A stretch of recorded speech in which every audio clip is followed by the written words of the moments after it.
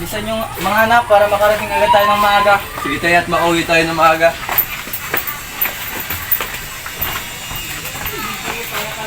Bilisan nyo na bulagan, maglakad at makapagsimula na tayo. Maglakad na lang tayo at malapit na tayo.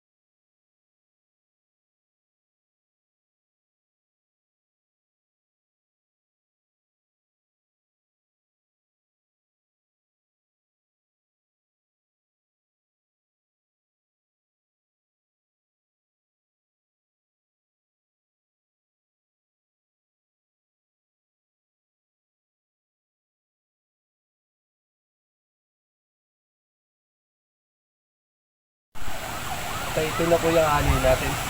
Hindi pa yun anak. Napakarami talaga tayo ng iyong pananim. Talaga kasipag si tatay at ngayon tayo dito nakapunta. Ito na mga anak, dito na tayo mag-aani. Ilagay nyo na yung mga dala nyo dyan.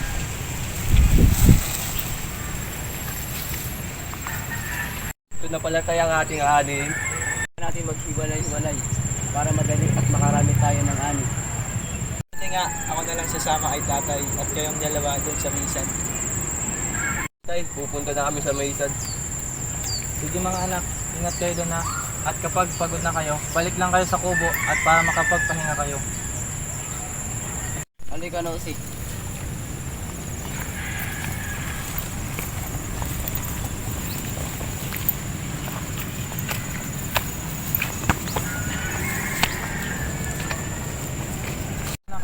At para makapagsimula na tayo sa pag-aani ng panan.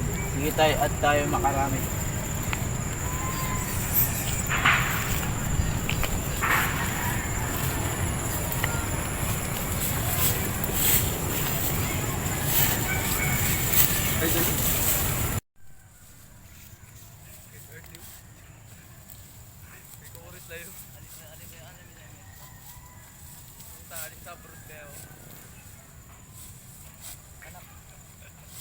Natusi at makapagpahinga na tayo. Tara, at makapahinga na tayo.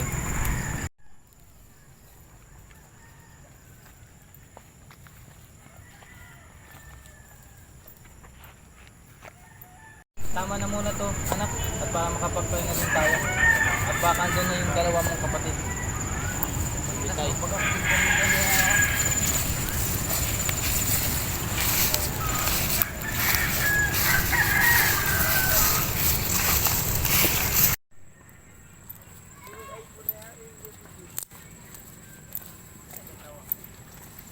Ito sa yung pagkuha nyo ng palay ni Carding. Mabuti naman yun tayo. Mabuti. Wala ba sa inyo nangyari? Wala naman. Nakakapagod talaga.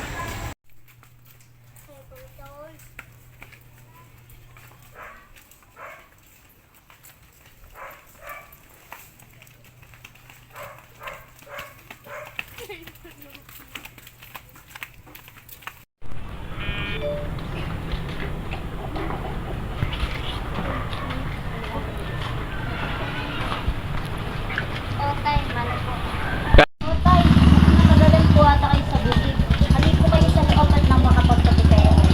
Otay, asan po ba sila? Andun pa. Parating na yung mga kuya nyo.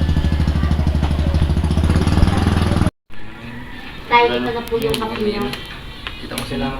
Asan nga pala siya sa gani? Nasa kusina po, Otay. Ano, itong tatlong babae. Iloy. Ito.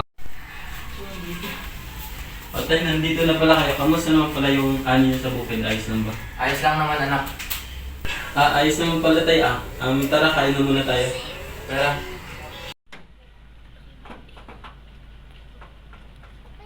Rick, tato natin si ano? Reklam.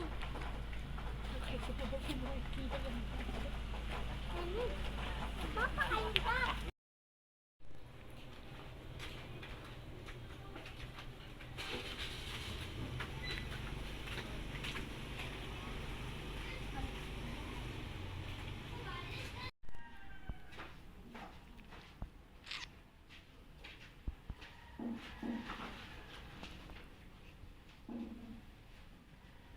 Tignan ko sa'yo, Cardin.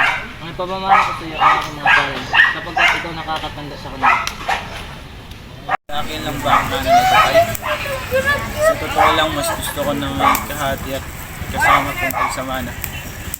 Gagawin ko na lang kayong tatlo doon sa palayan. Tay, dalawa na lang kami ni Kuya Carding sa bukid. Tatlo na lang kami tayo nila Kuya Carding sa bukid. Sige mga anak. Ang si Ismael at Isagana, ang kabilang palayan ang ipapamana ko sa kanila. At para sa mga babae naman, ang aking lupa sa baryo. Hindi na kayo mga anak at pupunta tayo sa bukid at ipagdidiriwang natin ang ipapamana ko. Ito na ang ipapamana ko sa inyo mga anak, ang aking lupain. Napakaganda po talaga